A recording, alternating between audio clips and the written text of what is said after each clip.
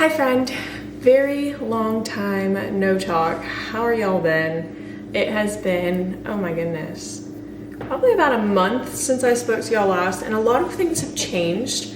Number one being the fact that my starter died. So back in Thanksgiving, we were going to my in-laws, and it is a bit of a hassle to kind of bring your whole setup as well as Thanksgiving dishes. So my sweet, sweet husband, this feels like deja vu. He told me to just let him go, and I would create a new one when I came back. And our winter has been incredibly cold. I don't know if it's just an us thing. We've never experienced something to this level in the sense that I cannot and have not been able to get a starter started. I've tried 3 times now, and by the grace of God, the third one did start, but it's taken me about 2 months for that to happen. So for those 2 months, I was really racking my brain on what I could film, what I could do. And I'm not gonna lie, I got a little discouraged. It felt like my whole identity in YouTube, in like my current circle of life, had been kind of taken away from me. And I know that sounds really, really dramatic, but it's when you put so much into something that people know you for, you put so much time and effort into something that you love, for it to be kind of taken away by choice. I will say it was by choice. I just didn't expect it to be as long of a respite as it was. It kind of stings a little bit. It really humbles you in a different way. So I was trying to find different ways to still serve my community and get y'all videos, but honestly, I filmed probably 2 videos, and both of them were just low energy. I wasn't very happy. I was almost a little on the sadder side, and I think it's just because I felt like I put a lot of pressure on myself to create really good videos and like exciting videos and exciting content and really fun, pretty things. And when I had my main thing taken away, I really didn't know what to do with myself. And so I would try to push myself to get into these other projects that just weren't as fulfilling and I wasn't as passionate about. And watching those videos back, it was very clear to see that I wasn't. And I just felt like I would rather give y'all my best, and maybe this is something I should grow in, but I'd rather give y'all my best. And like baking other things was a chore. It wasn't something I was really excited and passionate about. And I just would rather give you something that's really high energy and, you know, really exciting. And that is me all the time when I'm baking sourdough. If you ever hear me or see me after a video, like that is the level that I'm on, because I'm just so excited about sourdough. I could talk about it for literally hours, and it's just it's my favorite thing. It's my passion, truly and honestly. And I wanted to bring that passion back, but I couldn't force myself to lie to you guys about things I wasn't passionate about. Like, I made some gingerbread cookies for my friend, and I am passionate about my friends and the love that I have for them, but I'm not really excited about cookies. That's just not my thing. I was not made to be a cookie girl.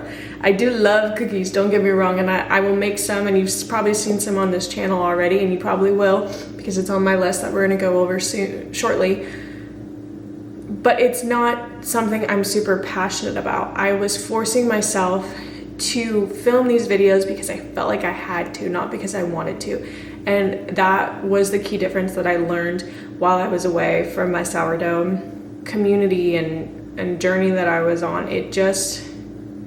I can't force myself to like things that I don't like, and that's okay, I feel like. But at the same time, it meant that I was neglecting y'all, and that was the worst thing about it. I always felt so sick and so sad and so frustrated with the situation because I couldn't help it, and I was losing momentum and steam and honestly motivation to keep trying to create starters. And I was like, well, I like went to like worst case scenario. I was like, well, that's it. The world's gonna end. I can no longer make sourdough. I'm gonna have to tell all my friends, all my family. I'm gonna have to tell all y'all who I consider my friends and family. And I'm just gonna be the biggest disappointment in the world. And that's like the point that I got to, and it was really, really bad. One thing about me, I think I've mentioned this before, I'm a Florida girly. And so winter months didn't exist for me, and if they did, they were about like a 2-week long period. in the state of Florida. And I'm still trying to adjust to the winter months. And I feel like I was doing really, really well. And then it started getting progressively worse weather-wise. And I think I started to slip more into like that sadness of winter. Because again, I am a Florida girly. I'm used to the sunshine. I'm used to the warm weather. I don't like putting on a bunch of layers. I feel claustrophobic in them. TMI, but I do. I just like... I don't love the winters, and I'm trying really, really hard to, because I love where I live now. It's such a beautiful state, and I'm so happy and blessed that I'm able to like confidently live here and, you know, create a life here. But the winter is so difficult. So if you have any tips on winter, you'll let me know. I've tried the light. I've tried going out and seeing some type of sunlight in the morning. I've tried getting cozy, like shutting all the blinds and pretending to be cozy, and I'm just not a cozy girl. I like laying on the beach and just baking. Like, that's my favorite thing. So I don't really know. I can't really bake in the winter, you know, and I think that is the hardest part for me. But all that's to say, like, I feel like I was just getting to a point where I was really, really, really unmotivated and not excited to do anything. And the last thing I would want to do is to bring something that felt like a chore to y'all. I always want to bring something to the table, literally and metaphorically, and I felt like I wasn't bringing anything. I was bringing myself, but myself wasn't at the normal level that y'all know me at, and that kept eating away at me too. So it was just a lot of things happening internally, and then externally a lot of things were happening. So I officially had to say goodbye to my car of, oh my goodness, 11 years now. He's been with me for literally ever. He's the only car I've ever had, and that was heartbreaking in itself. I went to the gym one morning and his battery didn't start, and I felt like that was the beginning of the end, and it truly was. So we started looking for cars, and I was able, again, by the grace of God, like all of this is literally from God. Like, I cannot claim this for myself. We were able to locate a car. It's exactly what I wanted. It's just the best thing that's ever happened to me, and that sounds dramatic, but like truly, I never got to buy a car. I never got to pick out a car. My parents lovingly, gorgeously, lovingly gifted me that car, but they had already bought it because it was like what they wanted. So I've never had the experience of like going and trying and seeing what I actually like. It was a really fun, very stressful experience, but it was really fun. I'm so grateful for it, truly and honestly. It's been a couple weeks since I've had that. And then also the day after that, I got word from my boss that they were gonna be converting me to full-time. So like, again, perfect timing. I couldn't have been any better, but there's been a lot of like back-end stuff I needed to do, like background checks and screenings and things like that. So it's been very, very busy in that sense. And then on top of that, earlier in the week, my starter became alive again. I'm so grateful. We need a name for him, I think. Comment some names down below, because I feel like if you give them a name, they're kind of more like precious to you. I mean, every sourdough starter that I start is precious to me personally, but like maybe we can have like a little community where we all just call my starter this name and we know him as this. And so when I mention, you know, oh, blah, blah, blah, you guys are kind of in on it. I don't know. Let me know. Leave a comment. I just think that would be fun. But yeah, it was just a crazy week, like the literal craziest week of my entire life. My starter started, I bought a car. My starter started that Tuesday, and then that Wednesday, I bought the car, literally just got back. And then Thursday, I found out from my boss that I was gonna get converted. So it was just like a crazy week. So it's like, it's been a lot going on this month. I would love to hear what you guys have been doing since I've been away. Please keep me updated. I feel like a lot of times this might be a little one-ended, so I would love to actually know what y'all have been up to. How were your holidays? What happened, any exciting news, any exciting presents that you received. But all of that is to say there has been so stinking much going on. We are finally back. I think I've said that probably a little too many times. If you've been here for a little while, then you know the reason I started this channel, Bonnie's running around. So if you hear a little click clacking, that's her. Hi. You know that I started this channel because I had started my sourdough journey outside of YouTube, and my wonderful husband set, I think 2, maybe 3 of my starters ablaze in the oven because I was keeping them in the oven, because it was around this time that I started. I think it was beginning of February, end of January kind of vibe. And so I was like, well, I might as well document it because I feel like sourdough is so overwhelming, and I just want to help people understand that it's not as intense and scary and strict as people make it out to be. It's very chill, and that is what I love most about it, because I feel like if there was such a rigid structure to everything, I would never do it. And I just want to show everyone, or I just wanted to, and I want to forever show people that it's really, really, really simple, and it's not as terrifying as people make it out to be, or as it seems.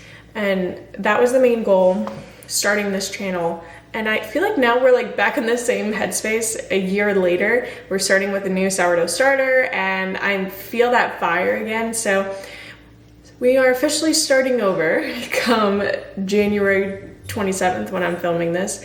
And we're just gonna continue to keep going and make exciting things. And all of that, literally all of that, is to say we are now gonna segue into the most exciting part of this video, where I'm gonna go through every single thing, every goal that I have for 2025 baking wise. So let's just get right into that. This is the most exciting part, at least to me it is. I have kind of set this up in different categories. So we're gonna start with sourdough discard, because you know I love my sourdough discard recipes, and y'all love it too. I think that is like probably one of my most viewed videos, and for good reason, because discard recipes are the best thing.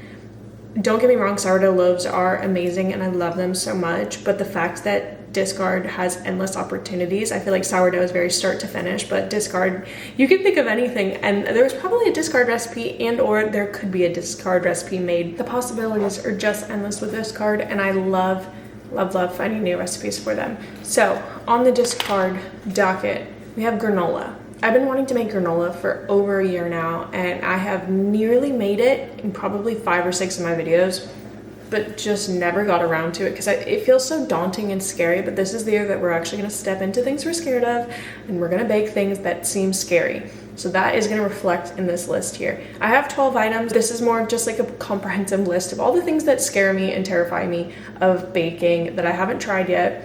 And I think it's time to finally dip my toes in. I'm feeling good, I'm feeling excited, and I think that's what I needed to really be able to focus and dive into these. So granola is the number one thing.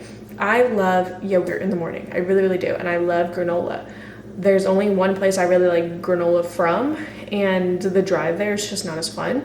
So I would love to be able to make mine at home and not have to worry about driving to go get the granola that I want. Just having a nice, like, slow morning. That is kind of the vibe that I'm thinking of. So I really, really, really want to make some sourdough discard granola. So next one is Yorkshire pudding. I have been dying to have a Sunday roast so badly. I see all of my favorite creators eating them, and I'm like, ugh, it looks so homey and nice. And I really thought I was gonna do it this winter to, you know, kind of get in the cozy vibe that I was telling you that I was striving for, but it just never happened, and I didn't have any discards. So that really didn't help the case at all, because I didn't have any sourdough starters. So now I feel like we're at the place, we're starting over. We're gonna do all the things now, and I'm really, really excited. So Yorkshire pudding, cannot simply wait to eat that.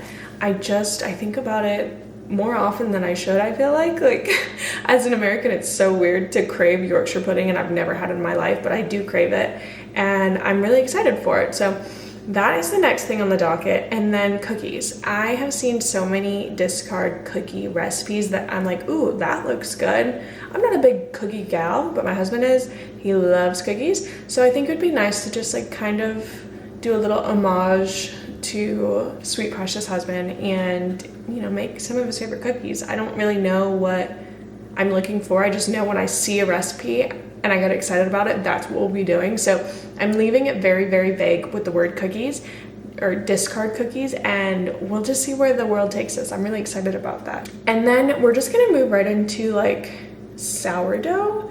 So the number one thing I want to make from an old loaf that maybe didn't turn out as pretty, you know, sometimes you just have iffy loaves, and that's okay.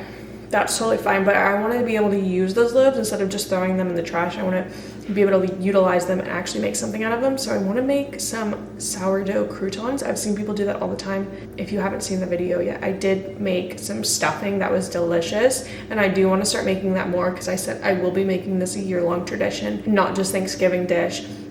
But I also want to have like some more options because maybe I don't want stuffing every single week, you know?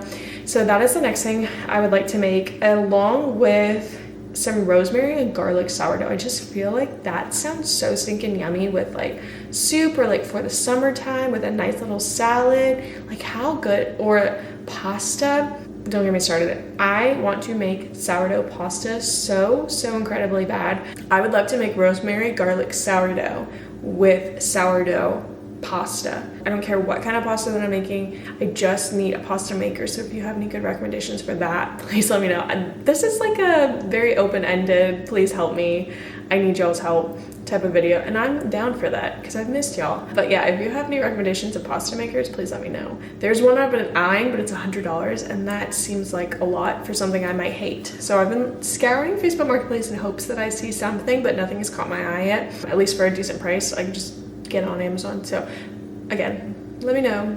But that is what I'm really thinking about. I think I'm like in the Italian mindset. I don't know why, because the next thing on the list is focaccia.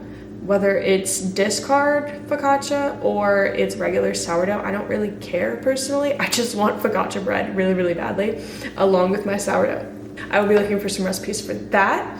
And then these are all just kind of random things. So I would really like to make a long loaf, like the elongated ones that you see in actual bakeries versus the round loaves that I typically make. I would love to do that. And then I would also like to make multiple loaves at once. So like I want to get my starter big enough to where I can start batch making loaves. I don't have the clientele for that now. I haven't gotten to that point yet where I can make multiple loaves at once, but I do this year. I want to get to that point, and I want to get into farmers markets, and I just want to have like so much bread surrounding me that I can't think of another thing better, you know? So that's what I want to do long term. That is my long-term goal. And then two random things. So for our honeymoon, goodness, 2 years ago, we went to London, Paris, and when we were in Paris, we were walking along a street that has a bunch of markets in it, and they had the best stinking little dessert I've ever had. I don't speak French, so I'm sorry if I butcher this, but it's a ganelle. It's like this tiny, I'll like insert a picture. It's like this tiny little muffin type thing. I mean, it's not any bigger than this. I'm being so serious. And it's like soaked in rum. I mean, it's not because it tastes like rum that I like it. It's because it's so sweet and sticky and doughy. It was an incredible masterpiece. And so I've had that recipe saved since I came back from Paris. And so I would love to make one of those, like maybe for our anniversary. I think that'd be cute, you know, have like a little Parisian lunch or something to celebrate our anniversary. I know that'd be cute, but that segues into the next thing, which is going to be a baguette. I want to make a baguette so bad. It terrifies the living heck out of me because I don't have those plated, you know what I'm talking about, where it's like a U. I don't have those, but I've seen kind of workarounds around that. So I think I'm going to brave it, and I'm going to finally make a baguette. Can you tell I'm excited? Those are all the things for 2025 that I am hoping to make, in whatever order that looks like. Let me know some bucket list bakes you have that you're a little too nervous or shy to try, and then we'll work through it, and we'll both do things that we're actually terrified of in 2025, and it'll be great, and we'll love it. It'll be the best thing ever, and everyone will enjoy it, and it'll just be amazing because you took the time to step out and do something scary. And that's honestly the hardest part, is just doing something that sounds scary. So we are doing scary things in 2025. We are officially back. We are up and at 'em. We have a starter. We're ready to go.